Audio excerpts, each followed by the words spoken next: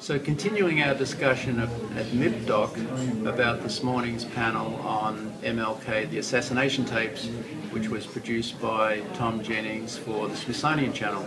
And David Royle is the Executive Vice President of Programming and Production for Smithsonian. So David, was this project a leap for you?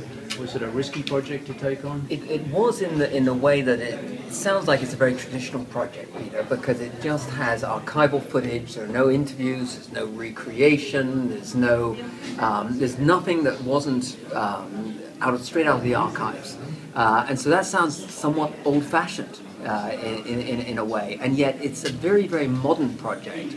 It actually reminds me much more of the internet. Where people are going onto the internet and experiencing reality for themselves. This is the project that plunges you back into the 1960s and doesn't tell you how to think about it. And were there any major issues regarding rights that concerned you from the beginning of this project? Well, you know, rights are incredibly complicated these days because, like a lot of networks, we need all rights for all media in our territory. So we ask for very comprehensive rights.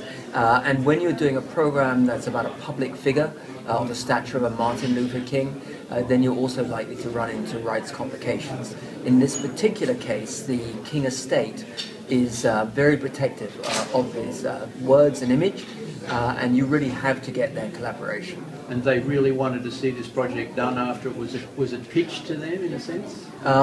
You know, to get them to agree, we had to show them what we were doing, which Tom did. This is his film, of course, and that's a nerve-wracking moment because if an estate like that says they want nothing to do with it, you've got a major problem on your hands. I mean, it's an unusual situation that a public figure, therefore his life is in the public domain and it's central to the American historical experience of the last 50 years, that this body of rights is so closely managed. Is that an unusual situation? It is, and I think it's somewhat controversial. You know, there are different ways of looking at it. On the one hand, you can say, okay, well, this is the King family legacy, and why shouldn't they be able to profit from it in the same way that other estates profit from the like works? The Beatles or ABBA. The Beatles or ABBA.